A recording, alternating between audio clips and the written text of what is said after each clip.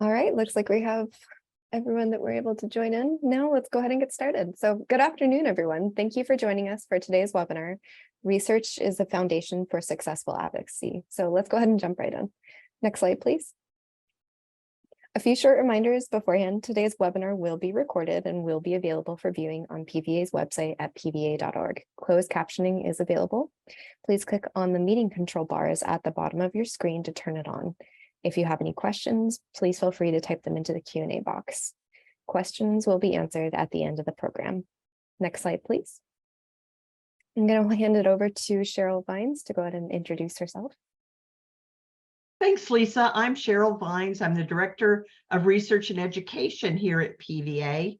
Over the course of my long career, I've advocated a lot for people with disabilities.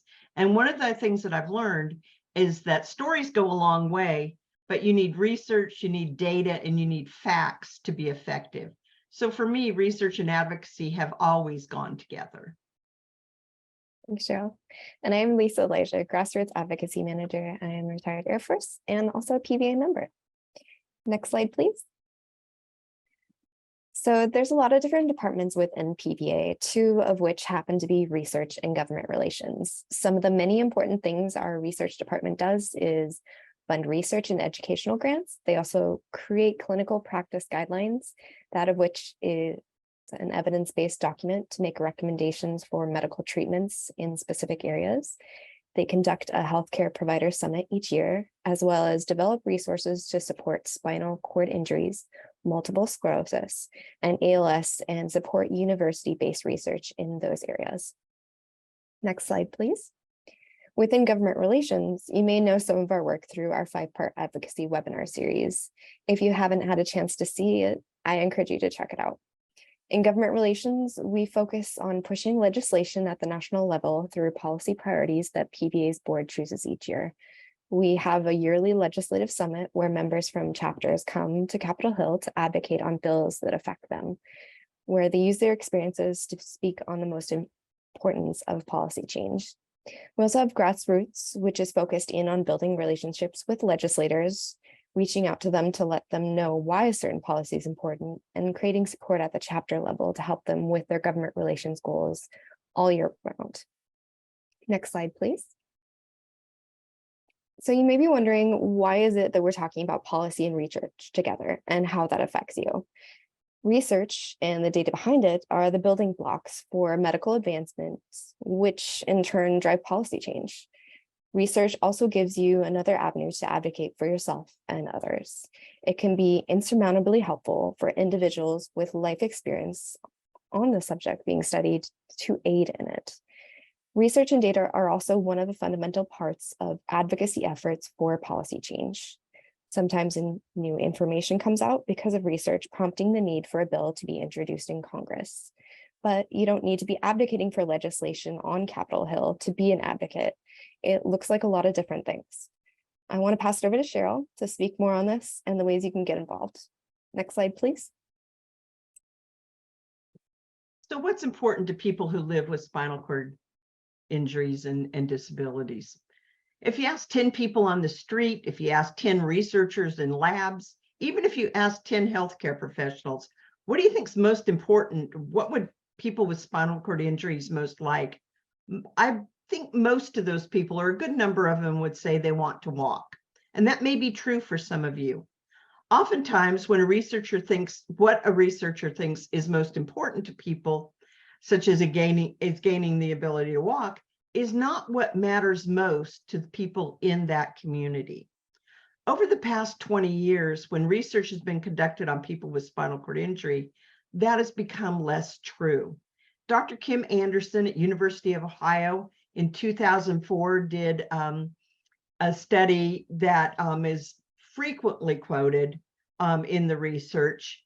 And she asked people, if you could have one thing back, what would it be? We could talk a lot about what we think that would be, but here's what she found. If someone had the lack of use of their hands or arms, that was what they wanted first. If they didn't, or maybe even if they did, freedom from pain came in second, sexual function came in third, bowel and bladder function came in next, and then came ambulation or walking. In 2019, the North American Spinal Cord Injury Consortium was asked by the National Institute of Health to determine, or to give them a benchmark basically of what people with spinal cord injuries, what were their biggest daily challenges. And they conducted a survey that asked about 650 people living with spinal cord injury what their biggest daily challenge was. About a third of those were PVA members who responded to this survey. And the top three answers, as you can see here, were pain, bladder, and bowel, followed by independence, the ability to move around and do things on their own, and finally movement and mobility. So technology has been good, and movement and mobility is not the key thing that people are asked about. But when they were asked about their interest in research advocacy and whether they would like to be active or would like to learn more, about 30% of them responded that yes, they would like to be more active and would like to learn more about research advocacy. Next slide, please. So, adopted by civil rights activist James Claiborne in his book by the same name, "Nothing about us without us" is a mantra that reflects what I think most of us think should be common sense. You know, in market research, in legislative research, they ask people who are most impacted these questions all the time. You know, would you rather have, you know, red cereal or blue cereal? Would you rather do this or do that? But in spinal cord research, this hasn't always been the case. For many years, spinal cord injury research was primarily about cure, which they're still really exciting. We could talk for an hour about the really exciting things that are going on related to the impact that spinal cord injuries have and how we've found ways to ameliorate them. But in terms of looking at other aspects of people's lives and technology and that type of thing, researchers have really not depended on the people who live with those disabilities. Unfortunately, they sometimes know more about mice than people. There's amazing technology so that in the research lab, they can cause a spinal cord injury for a mouse, and unlike in person, they can do it very systematically, and they can do it in a way that they can have 10 mice that all have exactly the same spinal cord injury. But the one thing that they forget when they train these mice, and it's interesting to know, I think, that researchers, once they spinal cord injured a mouse, are responsible for maintaining that mouse. So helping them with their bowel and their bladder function and that kind of thing are roles that they have. So like I said, they know and feel more sometimes about the mouse than they do about people, but they forget mice don't go to school, mice don't go to work, mice don't compete in sports. As you can see, mice really aren't a lot like people. It's one of the reasons that research advocates, the lack of involving people with spinal cord injury and doing things without us or without you, is one of the reasons that they have trouble recruiting human subjects for studies. Why would someone want to participate in a study if they don't see the value to the proposed results? Like in other fields, we really need advocates. Next slide, please. Why do we need research advocates? As we said, the past researchers have come up with ideas and carried out research without input. I was asked one time to help recruit people for a study. I was working with an organization of people with spinal cord injuries, and the recruiter came to my office and she was so excited, and she said, "All we want to do is take a plug of muscle out of these people's legs." And I said, "What do you mean a plug of muscle?" She said, "Well, we have this tool and it will go into their thigh muscle and it'll take out a piece that's about 3 inches long and 1 inch across." And I said, "Well, that's a pretty big chunk of somebody's leg." And she said, well, yeah, but it's no big deal because they can't feel it. I was abhorrent. I didn't throw her out of my office right that second, but I did try to educate her to the issues that might come about if we did that. The issues about the lack of healing, the chance for infection. Obviously, I said no, but it really brought to my forethought the idea that we need people to help these researchers understand. The results of many of our research studies are end up shelved. For us at the at the PVA Research Foundation, one of the major reasons that studies don't get finished or are slowed is because they can't recruit subjects, not because they didn't find a place that would help them recruit, because they don't think about life with spinal cord injuries. They don't think about the fact that people might not want to travel to a facility 4 or 5 days a week for 2 or 3 months. And those months will be in January and February in Pennsylvania, where, where getting out may be a challenge for people. So research advocacy is not new to spinal cord injury. And it's also not new. It's used in a lot of other research studies. They've come faster to it than we have. We see all these drugs for these disorders with cancer and Parkinson's and those kind of things. And they look at things like, how many terrible side effects are you willing to live with in order to be cured or to decrease your symptoms. So it's very much a challenge, and they're very interested in the roles that people play. So next slide, please. What is a research advocate?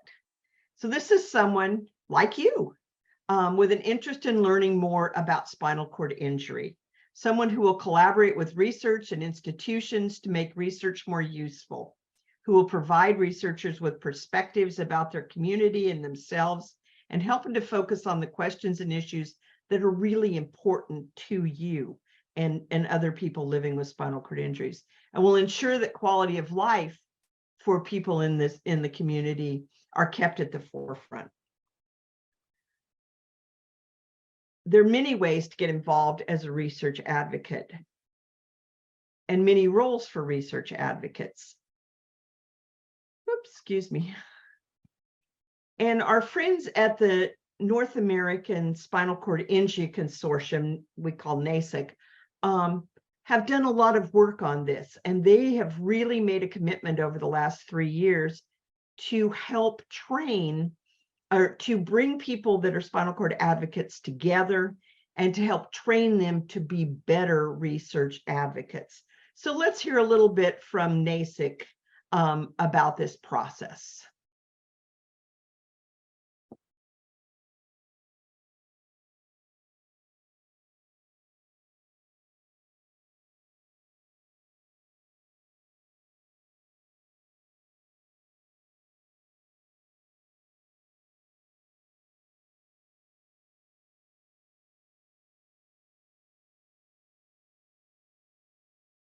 With lived experience of SEI, or a research advocate who has lived experience of SEI, you'll want to be clear on the project's objectives and what everyone's roles, goals, and expectations are.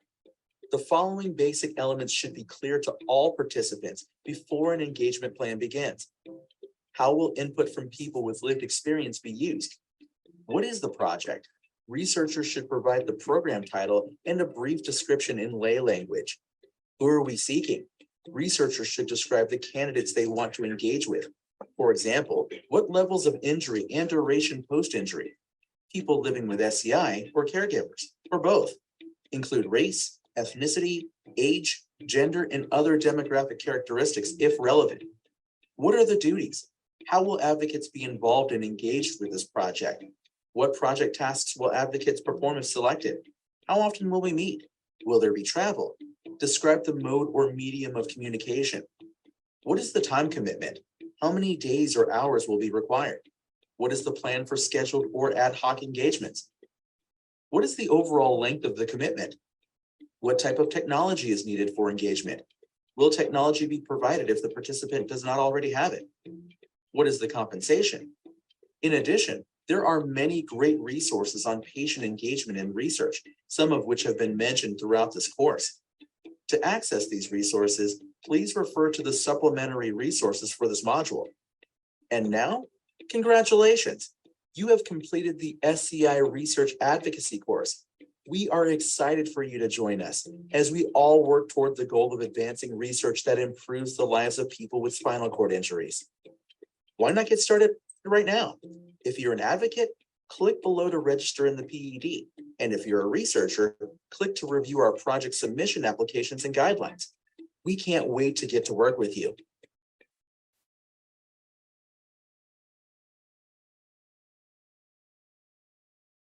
Thanks. Next slide, please. So unfortunately, you aren't all research advocates yet. You didn't get to take, that was actually from the end of the NASIC training program, and you didn't get to take the whole thing. So, but you could be.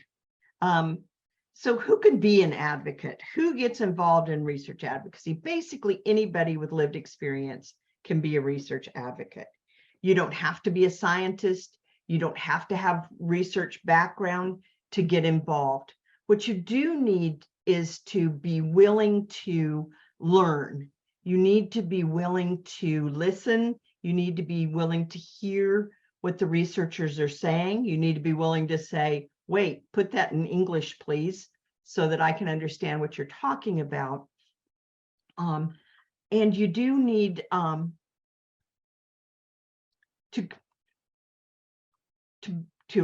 excuse me, you need to be willing to commit some time and effort. It will take some time, whether it's time working with the researchers, whether it's time preparing for the research. You will have to get involved in reading for the most part, looking at the research projects, looking at other projects, collecting information.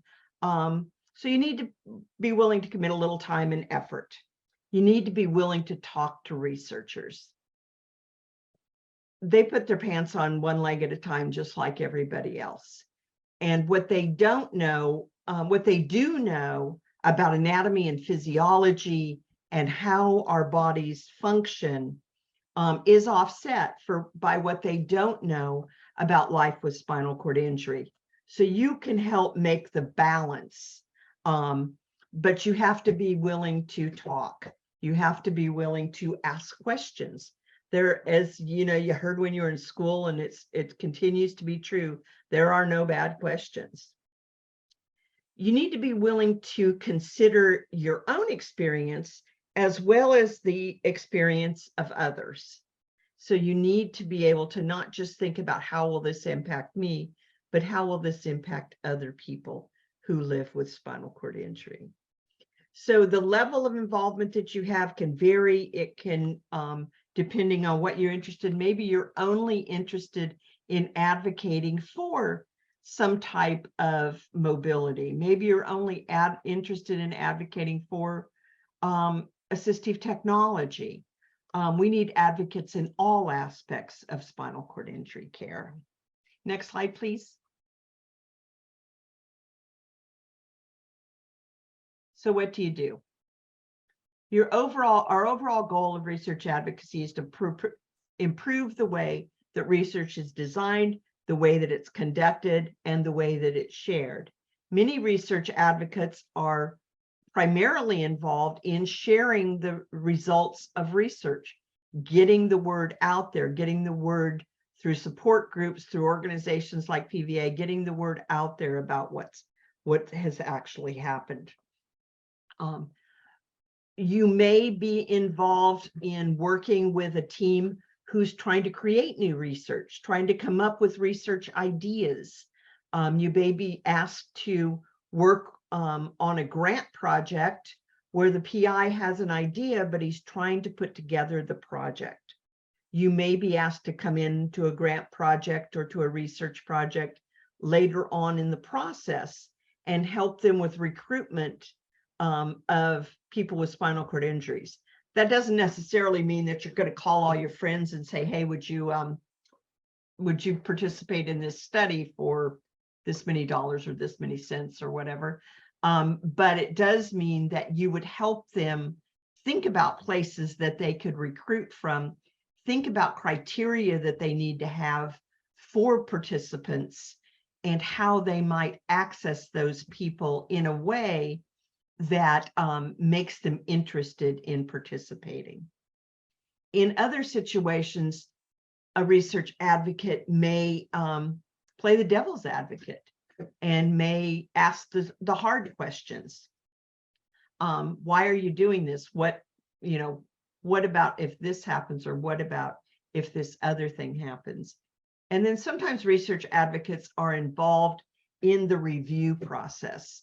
They're involved in reviewing grants. Many organizations, including PVA, includes consumers in the review of their grants to make sure that even though the science might be right and everything else about the study makes sense, that it's an applicable study. Next slide, please. So NASIC talks about this. Oops, I'm sorry. Let's go back to the NASIC, the second NASIC video. And they're going to talk a little bit more about what research advocates do.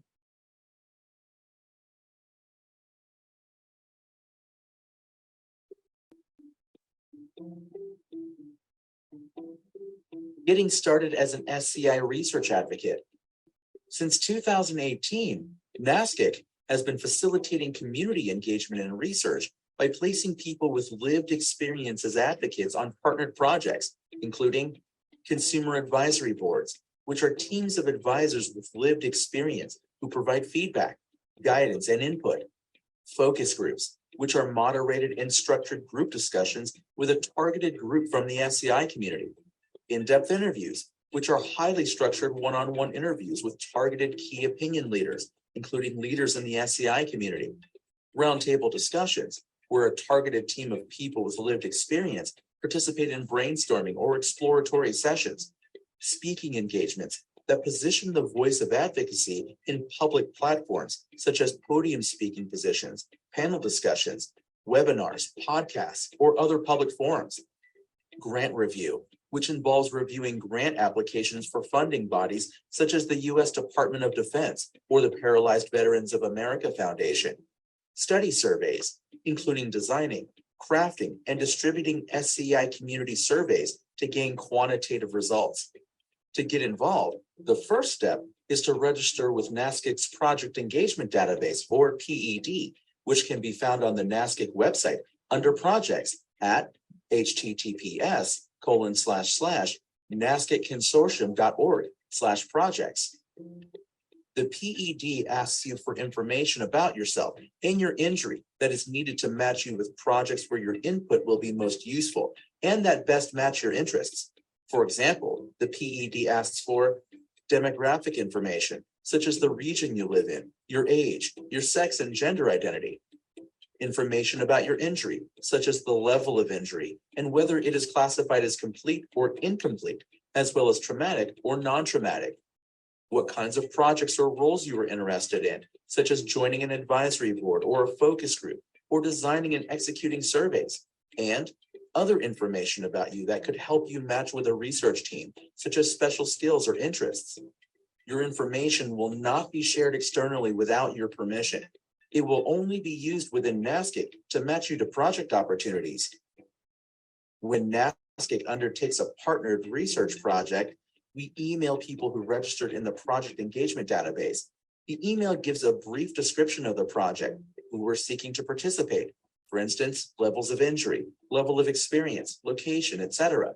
An explanation of the duties and responsibilities, the expected time commitment, and any other requirements for participation. As you'll see in the next video, our staff and volunteers work closely with the research team to facilitate recruitment and outline an engagement plan. NASCIC member organizations also have opportunities for research advocates. For instance, NASCIC principal members Unite to Fight Paralysis and the Paralyzed Veterans of America have programs that place individuals with spinal cord injury with an SCI research team. There are a lot of opportunities to become engaged in the process. There are opportunities to become involved in legislative efforts to fund science, or even beyond that, to fund exercise programs and change policy around rehabilitation.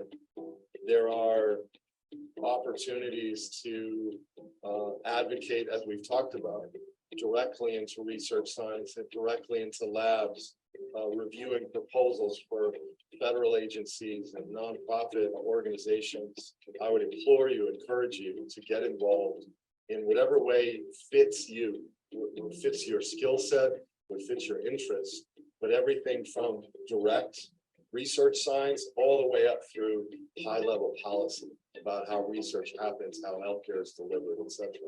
So I would encourage you to look to explore all of those and mine those and see where you fit.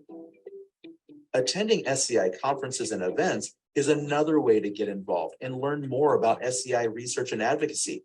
Regional, national, and international SCI conferences and events are open to individuals living with SCI.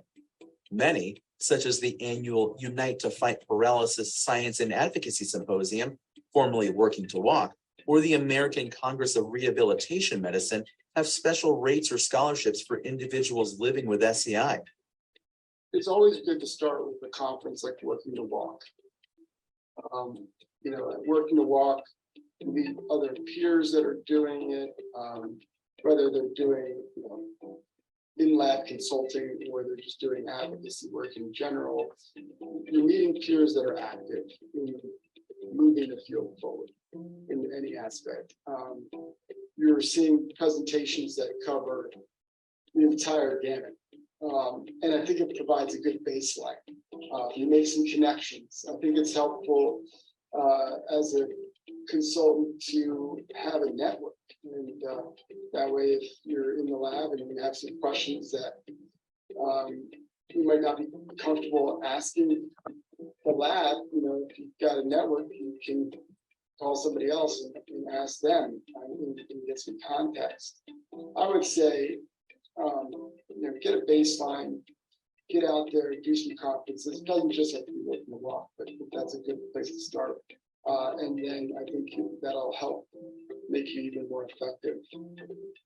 In addition to, or instead of participating in research projects as a consultant or advisor, you can explore participating in a clinical trial as a research participant.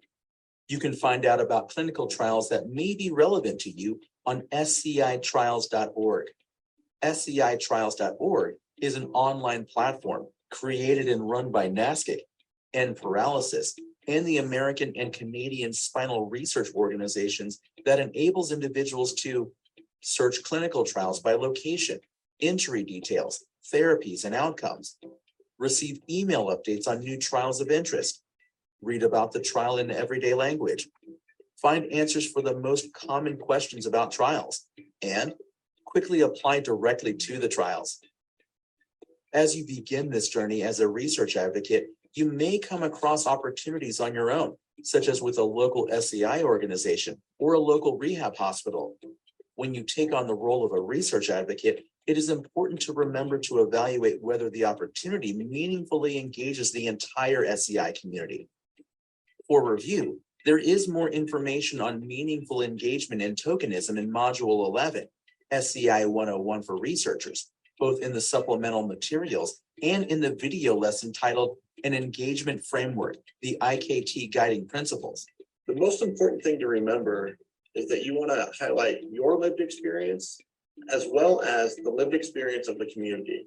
So taking the findings that you have learned in this course so that you can understand that you're not just pushing your own views, but being a representative of the community as a whole.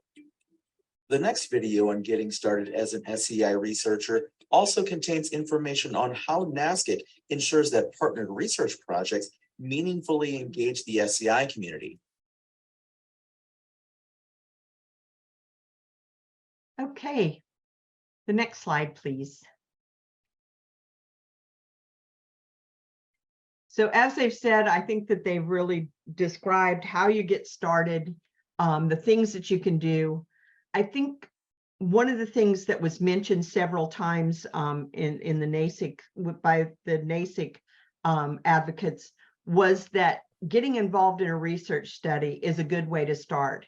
So whether you respond to one of the emails, if you're a PVA member, we often send out solicitations for universities and other researchers who are trying to do research on spinal cord injury. Answer one of those. Oftentimes they're an interview. Oftentimes you can let the person know that you would be interested in being more involved in research. It's a great way. You also get a feel for what it's like to participate in research. Many of you probably have participated in research studies, whether it's at the SCI Center where you go, or, you know, I know that some of our members work closely and they're involved in almost every research project that they do at certain centers. You know, they've become like an automatic part of the study team.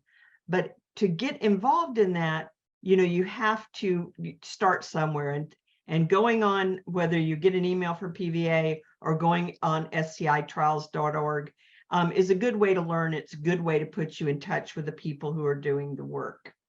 You want to go to the next slide, please?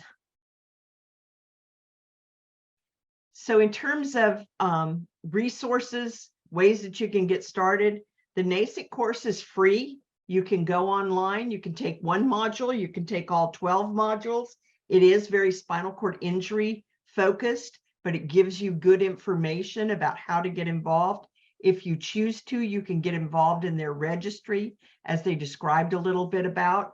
And so, you know, that gives them your name and your information, so that if someone's looking for women with spinal cord injuries, because they're doing a project on some aspect of women's health, then, you know, they have access to you. So that's a good way to do it.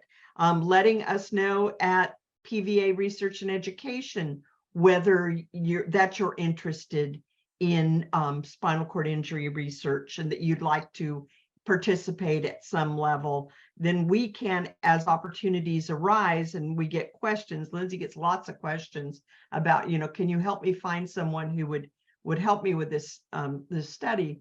You can get involved in that. Other organizations like National MS and the ALS Society they have research opportunities through their organizations. SCI Trials, as we mentioned, your local SCI center, your local VA. And as was mentioned again on the video, getting involved with researchers at conferences or events, whether it's a local event, whether it's a national conference, you know, whether you're in Minnesota later this week and you want to attend the Unite to Fight Paralysis event, there's many opportunities. And we need advocates at every level. One of my heroes is Jeff East. Jeff's a veteran and a PVA member. And for the last 6 or 7 years, he served with me on the Department of Defense Spinal Cord Injury Research Program, or SCRPS, we affectionately call it, review board. He's not a scientist, I'm not a scientist, but we sit with scientists and we sit with physicians and we sit with surgeons and folks who have lots more training than we have. And we review the grant applications, and our reviews take the same, or Jeff's review has the same value as that of one of the physicians. That's not to say that every once in a while we don't get one that we just say, throw up our hands and say, I didn't understand a word of this. But for the most part, we do understand them. And we begin to, and so when we start, and when Jeff particularly starts discussing the implications and his concerns about projects, these people listen. They want to know because they know that he brings life experience, and they're willing to make decisions based on the science, based on the project, and based on the input from someone for whom this project might assist. So I'm going to turn it back over to Lisa. Thanks, Cheryl. So I wanted to speak a little bit about me and why I support research. So this is me when I was a staff sergeant in the Air Force. I was diagnosed with multiple sclerosis while I was in the service. I tried other medications, which failed badly, and doctors were confused about my reaction to the treatments that they were giving me. I decided to go to an MS research facility for my treatment because I knew they would be studying and open to various types of new treatment that might actually help me. I was also going through a medical evaluation board at the time, and which would end up taking over a year to complete. I felt like being part of a research would give me an opportunity to help others through something that felt very difficult and honestly somewhat helpless for me. And because of it didn't help me, it might help others down the line. And I allowed clinicians to use my treatment to study MS and the ways it might be helpful for others. I didn't have the opportunity to be a research advocate, but I was able to advocate for others through my experience. And it gave me hope and it gave me purpose for an incredibly difficult time of transition. It was through moments like that that solidified my need for using my voice and experience to better the lives of others that came after me. I personally believe it would be beneficial for others in the same way. Next slide, please. While I don't do as much now in the area of research, I do use my experience through policy work. Research is imperative for pushing policy change. And after finding a problem that needs solving and coming up with a solution, data and research are needed to back that change. It's tangible and necessary to grab the attention of policymakers. Using research in conjunction with lived experience drives the need for change in a positive way. Next slide, please. And that leads me to you. You can also be an advocate, whether that's with clinical trials, as a research advocate, or advocating for policy change. You are the only person that's lived your life and experienced what you have. And by that alone, you're subject matter expert on the things that affect you every day, the things that would be helpful, the things that need to change. Everyday things you have to deal with may seem like common knowledge, but to researchers that have never had to experience them, it's eye-opening. That's why it's important to have research advocates as part of a research team. They want individuals to guide them in areas that aren't easily able to see, and it's no different than if you're advocating for policy change. Take, for example, housing modifications. Right now, we're advocating for an increase in the home and improvement structural alteration grant. People understand the basics, like the needs for ramps or accessible showers, but things like adjusting outlets to easily reach them or changing the height of a sink, those are things that most people don't have an experience, so it's not common knowledge. So just like that, being a researcher's guide and showing them what types of things need to be deleted is something you can help out with. Next slide, please. You are an essential part of advocacy, whether that's through speaking up about something that is unjust that affects you, or writing to a member of Congress on a bill that will impact your life in an important way, to advocating through medical treatment, being the member of a research team. Advocacy looks like a lot of different things. Do it in a way that's most empowering to you. Advocate in a way that gives you purpose, and you don't have to do it alone. So we're going to be here to help you along the way. Next slide, please. Okay, so that we covered a lot today. Remember, the webinar will be recorded and you can watch it on our website at pva.org. But in the meantime, we're happy to answer any questions you may have. Remember, this is just an overview of certain aspects of research advocacy. So if you have any specific questions in terms of research, you can reach out to Cheryl at cherylv@pva.org, or for advocacy questions, myself at lisае@pva.org. All right, Cheryl, I saw that there was a great question that came in terms of how do we get on the PVA list to get emailed by PVA to participate in specific research studies? Oh, Cheryl, thank you. Oh, there you go. If, excuse me, if you're a PVA member and PVA has your email address, you're on the list. So we will send to everyone who PVA has an email address for. If you're not sure if PVA has an email address for you, then let us know. We'll get with our membership staff, and they will check your file to make sure that we have good information for you. So it might be worthwhile, if you haven't gotten many emails from PVA, to check your spam now and then to see if there's something in there. I know we have a project that we're looking to send information out about. In fact, two that we're looking to send information out about in the next 2 weeks. So if you don't get something from us, from PVA, about a research project in the next couple of weeks, then let me know, and we'll see if we can't make sure that we have your right email, and how we can stay in contact with you.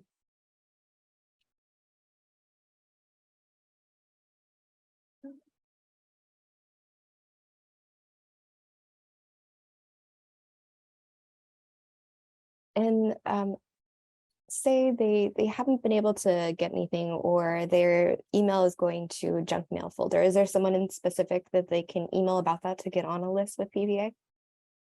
The best person to email would be Christy Hillman in our membership department, and it's CHRISTIH@pva.org.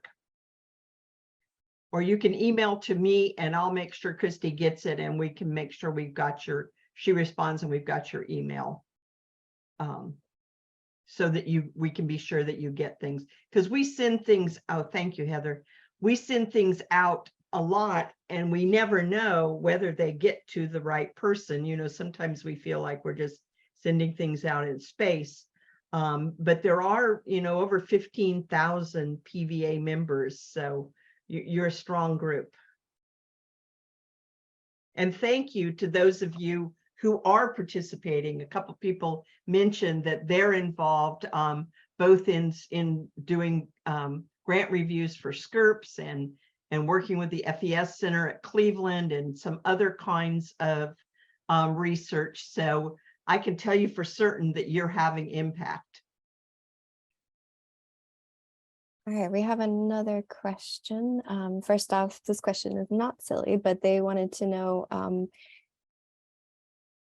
where could one find out more about topics being researched with specifics to SCI, but also more generally? For example, in addition to SCI, other types of neurodivergent types of studies. Any other way to, would there be things that are more in conjunction with multiple types of things that are being studied?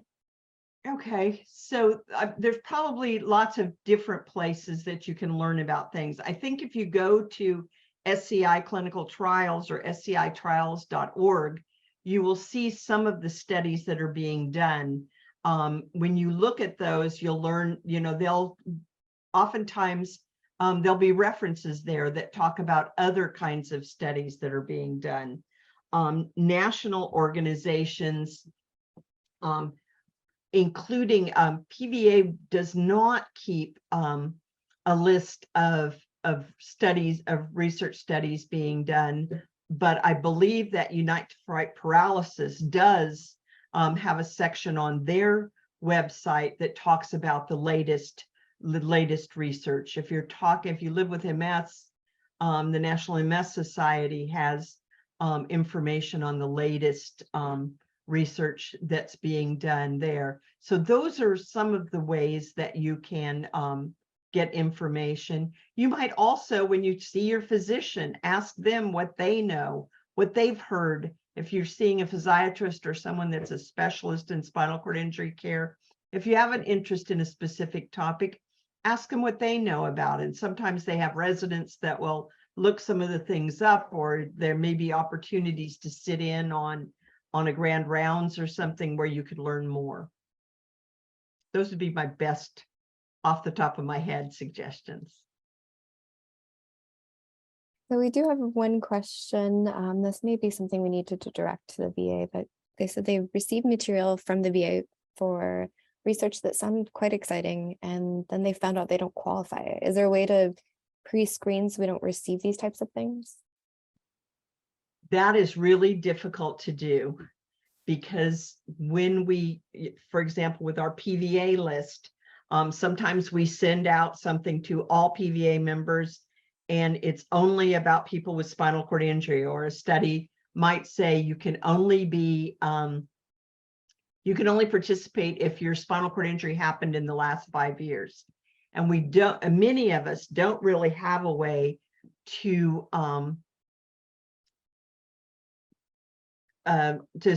sort our lists to be able to know who exactly would be qualified for it. So unfortunately, while you may be excluded from the criteria for a study, at least you know it's going on. And I can imagine that it's frustrating to see things that you'd like to be part of and not be able to participate because of some something like how long you've been injured, or the fact that you have one kind of MS instead of another. But in our effects right now, are the way that we're recruiting people is so broad that we use what I've always called a shotgun approach. We send it out to everybody and hope we hit some of the right people who qualify. We'd like in the future to be able to, and I think the way NASIC is doing it, that they will have enough information about people so they can send it out to only people who meet the criteria, instead of that broad way that we and the VA and some of the others send out that information. So it's certainly a concern. I don't know the answer to it right now. All right, and it looks like, hold up just a second. I think we've answered all of our questions. Make sure we don't have any lingering ones. All right, it looks like that's all the questions we have. So thank you so much for joining us. We have a great rest of your day. Thanks for your interest. Get out there and become an advocate.